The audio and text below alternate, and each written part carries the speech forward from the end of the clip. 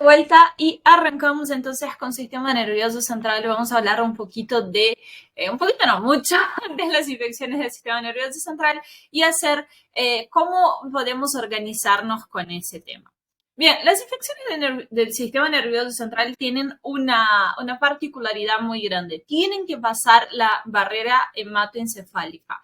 Entonces, todos los microorganismos que pretenden hacer una infección tienen que lograr pasar. Y hay distintas formas de pasar esa barrera hematoencefálica. Podemos usar una cosa que se llama un caballo de Troya, que lo que hace el virus o la bacteria es protegerse adentro de uno de los elementos del sistema inmune y así entrar.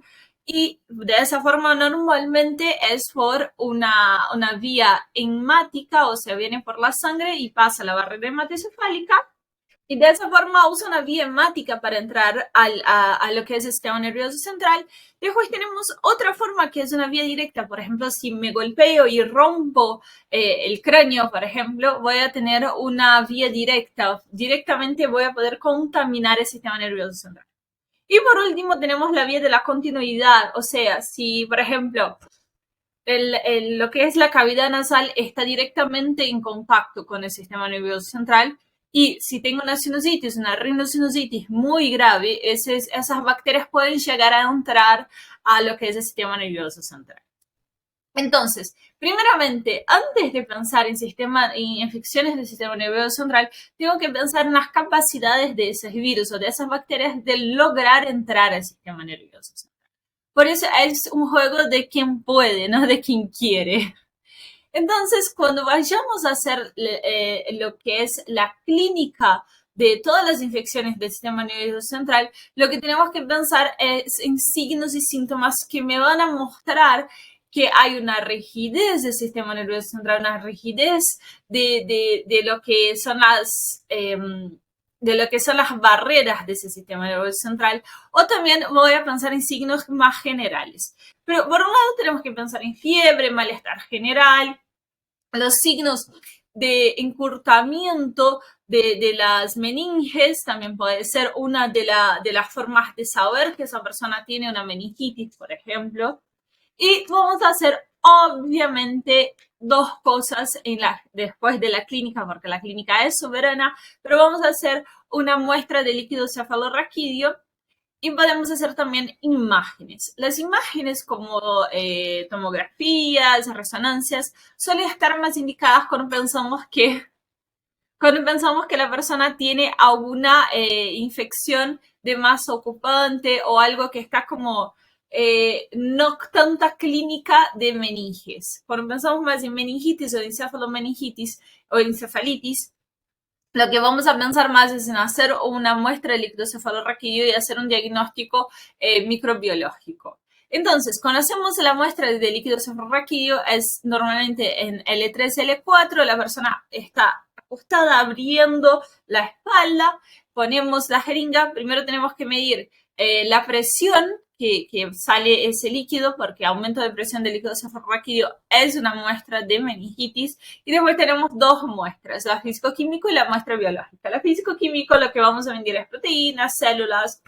Vamos a hacer normalmente al mismo tiempo que hacemos una muestra de líquido cefalorraquídeo, hacemos una muestra hemática, un hemocultivo, y hacemos la comparación de los dos para saber si el líquido cefalorraquídeo está bien o mal. Y también hacemos la muestra microbiológica, que ahí vamos a cultivar. Primero vamos a ponerla en un microscopio y vamos a hacer una microscopía óptica de esa muestra, y después vamos a hacer un cultivo, sea para bacterias, sea para virus, para lo que nosotros necesitamos diagnosticar. Bien, cuando hacemos la muestra de líquido cefalorraquídeo, ese es un poco de lo que sería el físico-químico. Está en el apunte también, así que pueden acompañar. Tenemos el líquido cefalorraquídeo normal y siempre es en comparación los valores a lo que son los hemocultivos. Siempre tenemos que pensar en lo que es el normal del líquido cefalorraquídeo y cómo están los hemocultivos para poder compararlo. Lo que son las meningitis purulentas, estamos hablando de meningitis bacterianas. Las meningitis virales van a tener menos aparición de lo que es el líquido cefalorraquídeo, son más parecidas parecidas nada más que lo que son el ectoencefalorraquídeo normal, y las tuberculosis es una meningitis crónica. Ya estaríamos hablando acá de una meningitis crónica, por eso el ectoencefalorraquídeo vuelve a ser claro. Pero bien, vamos a cosas importantes. La glucosa, lo que son las meningitis bacterianas, la glucosa está disminuida. ¿Por qué? Porque las bacterias tienen un ciclo celular, las bacterias tienen metabolismo, entonces consumen esa glucosa que en comparación a los virus no. Y esa es una forma muy buena de, por lo menos, aproximarnos al diagnóstico de qué estamos pensando, si la meningitis es bacteriana o viral. Después, lo otro que podemos comparar son, a ver si me puedo mover, lo otro que podemos comparar son los cloruros. Los cloruros normalmente en la que las bacterianas y más que nada las tuberculosas, las crónicas, van a estar disminuidos. En lo que son las meningitis bacterianas agudas y las virales pueden estar normales. Después, los lactatos, lo mismo. El lactato nos asocia al consumo de la glucosa, de la fermentación. Entonces, en las bacterias y las tuberculosas va a estar aumentado porque es el desecho del consumo de la glucosa.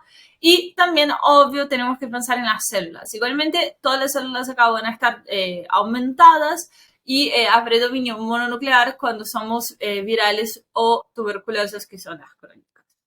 Eso nos va a aproximar el diagnóstico, porque el físico-químico sale mucho más rápido que el cultivo bacteriano. Entonces nos aproxima el diagnóstico para ya empezar un tratamiento medio empírico a medida que vayamos teniendo los diagnósticos. Y las tres principales bacterias que causan meningitis. Las tres bacterias que causan meningitis, las principales, es la Neisseria meningitidis, el neumococo y el HIV. Para las tres tenemos vacuna y les damos vacuna a los nenes para evitar que tengan meningitis o que tengan diseminadas. La gran sacada, la gran cosa de esas tres bacterias es que tienen cápsula. De esa forma pueden sobrevivir al sistema inmune y poder entrar al sistema nervioso central. Entonces, eso es lo que tenemos que tener en cuenta. ¿Cuándo es que una bacteria logra entrar al sistema nervioso central? Cuando puede. ¿Cómo es que logra poder entrar al sistema nervioso central? En el caso de esas tres, que son las primeras tres causas en todas las franjas etarias, en el apunte les dejé con las franjas etarias de las personas por edad que va a tener, y en todas las edades están esas tres, o por lo menos dos de esas tres, en las primeras causas. Y eso nos dice que esas tres son las que más van a causar. Entonces, cuando nosotros pensamos en meningitis y vemos que no es una meningitis viral, porque sacamos el líquido, vemos que es purulento y pensamos ya directamente en bacterianas, tenemos que pensar en esas tres bacterias para arrancar el tratamiento empírico de una forma que abranja esas tres bacterias para poder tratar al paciente y no tener ninguna secuela de esa meningitis.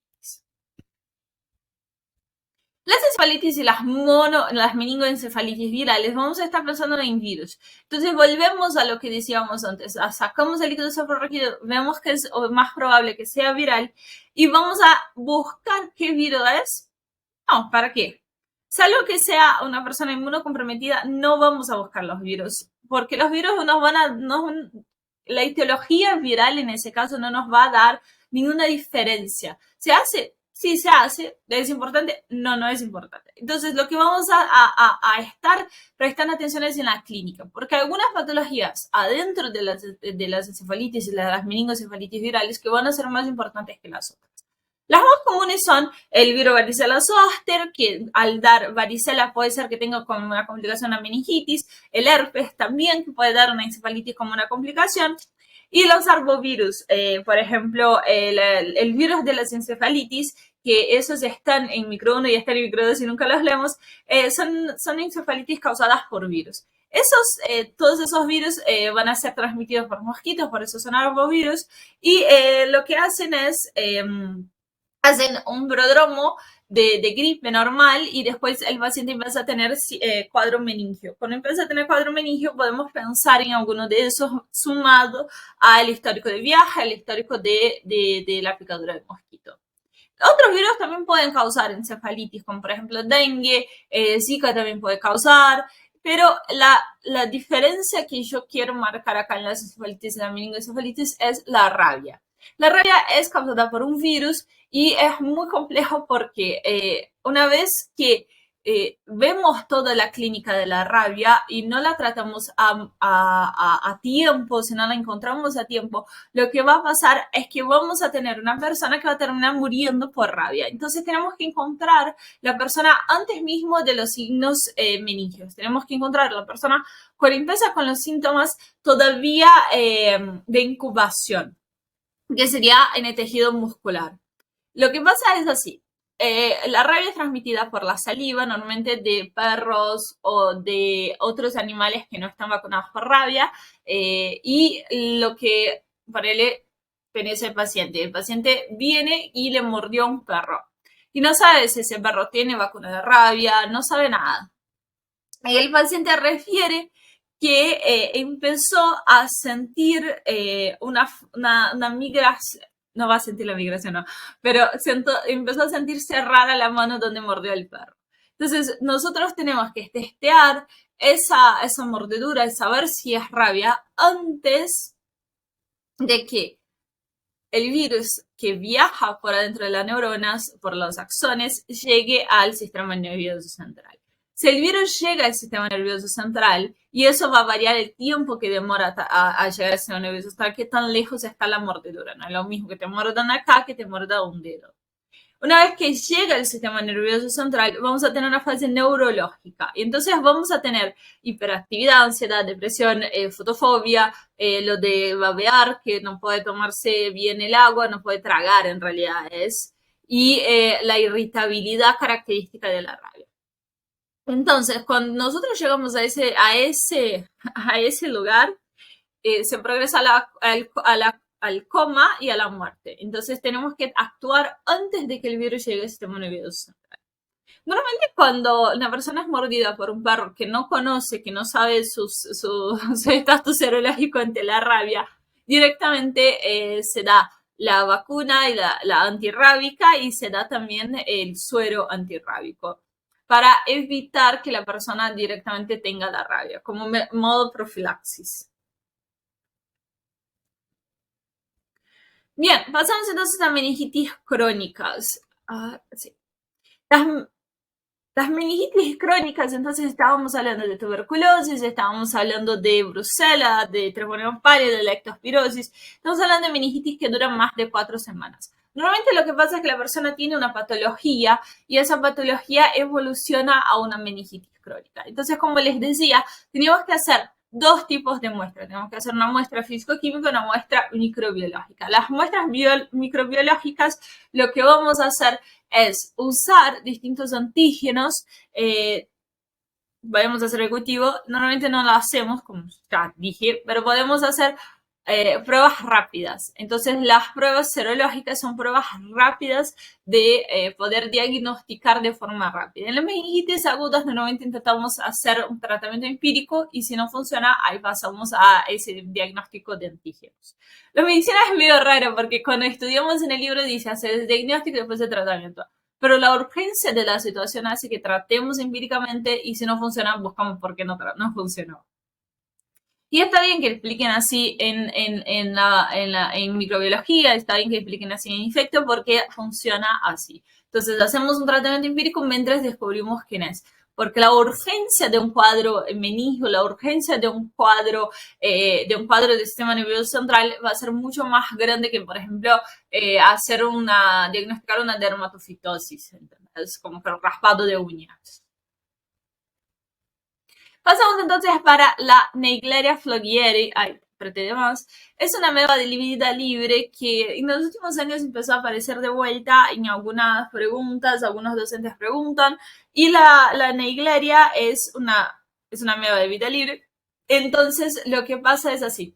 Normalmente está asociado con casos de personas que, no sé, se ahogaron en una zanja, se ahogaron en un lago, muy difícilmente en lugares que tenga cloro, porque no sobreviven en la iglesia. Y está bueno saber que existe y que la clínica es muy rápida. No tienen que saber mucho más que eso. Normalmente las preguntas son en un caso clínico, tipo una persona empezó con un síndrome meningio y se descubrió que había nadado en una zanja, había nadado en un lago. Una persona llega de que la encontraron desacordada en una zanja y esa persona tiene un síndrome meningio, y entonces hacen las pruebas y encuentran Naegleria fogliari. Lo importante de ella es que el tratamiento tiene que ser muy, muy, muy rápido porque en más o menos 2 semanas la persona evoluciona a la muerte. Entonces si no hacemos rápido el diagnóstico, que no es un diagnóstico que pensamos de una, evolucionamos a la muerte. Lo último que tenemos que ver en sistema nervioso central, esa es una de las unidades más tranquilas que hay de microdos. Son las masas ocupantes. Las masas ocupantes tenemos dos tipos. Tenemos las que son abscesos, que es esa foto que estamos a la izquierda, y tenemos también las que están a la derecha, que son quistes. Los abscesos, normalmente hay una bacteria, hay una cavidad neoformada, una cavidad ya existente. Por ejemplo, puedo tener un absceso adentro de una cavidad formada por un quiste. Y las cavidades de abscesos normalmente tienen algo purulento. Tienen material purulento, tienen detritus celulares de las células que están rompiendo. Por ejemplo, si vemos esa línea blanca que está alrededor, sería como donde están las bacterias rompiendo todo. Y lo que está adentro es el absceso, es ese material purulento que no logra ser escoado, no logra salir del cerebro, porque no tiene para dónde salir. Un absceso en piel se fistula y sale para afuera. Y en el cerebro no tiene por dónde salir porque tienes el hueso. Causa un aumento de presión, y ese aumento de presión va a causar un síndrome meningio en la persona. Va a causar un síndrome de masa ocupante, que puede ser con cambios de personalidad, puede ser con pérdida de visión, depende de dónde va a estar ese absceso en el cerebro. Entonces, si te preguntan sobre abscesos, tienes que decir que es una masa ocupante, que la masa ocupante normalmente está formada en una cavidad neoformada, y que va a depender la clínica de dónde está el absceso. No es lo mismo un absceso en bulbo que un absceso en la corteza prefrontal. Por ejemplo, un absceso en corteza prefrontal podemos tener cambios de actitudes o un cambio de personalidad, por ejemplo, más el síndrome meningio. Un absceso